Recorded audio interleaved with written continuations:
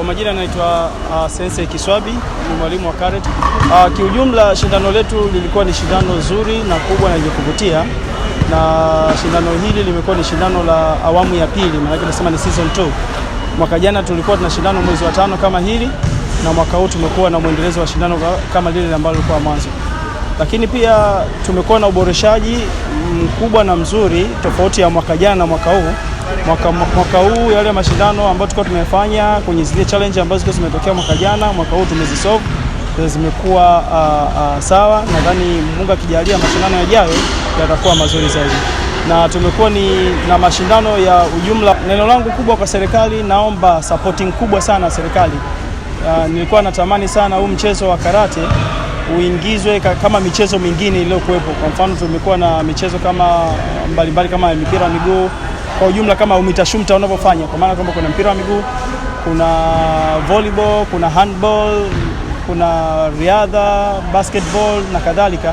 Basi waweke miongoni mwa michezo pia iwe karate pia iwe miongoni mwa michezo ambayo itakuwa inafanyika katika UMITASHUMTA. Kwa majina naitwa Adi Emmanuel Alabalave, natokea shule sekondari Insani. Kwa mashindano ya leo nifanya kuwa na motivation ya kuendelea kufanya mchezo wa karate, kwa sababu karate inasaidia kwa mambo mengi. Kwa mfano inasaidia kuwa active darasani, na muda wote unakuwa active, unakuwa hauko lazy. Kwanza umuhimu wa shindano inafanya mtu uwe na confidence ya kufanya jambo mbele za watu. Ulikuwa kawaida kwa sababu tushawahi kufanya hivyo kabla. Jina langu naitwa Mursal Bilal Ishaq kutoka shule ya Insani Secondary School iliyopo Kigamboni, mtaa ya Cheka. Mashindano yalikuwa vizuri, yameenda vizuri alhamdulillah, na tumefanikiwa kupata ushindi katika shule yetu ya Insani, na tunarudi na ushindi shule. Ushindi ni nini? Mazoezi, discipline na motivation tunaopewa katika shule yetu.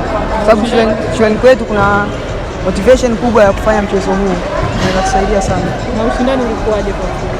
Tough kidogo, ilikuwa tough kidogo, lakini alhamdulillah tumefanikiwa kushinda. Mimi naitwa Jerome George Mahagama, ni katibu mkuu wa shirikisho la mchezo wa karate Tanzania.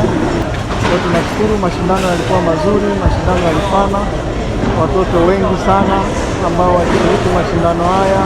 Tulikuwa na watoto zaidi ya 200 ambao walishiriki mashindano haya, na walio wengi tumeona vipaji vipya, na tumeona namna ambavyo walimu wamekuwa wakifanya kazi kubwa huko mashuleni kuwafundisha watoto wetu. Lakini pia sisi kama shirikisho tumepata fursa na faida kubwa sana kupitia mashindano haya, na hasa katika kuangalia vipaji vipya vile vinavyohusiana na timu yetu ya watoto ya taifa.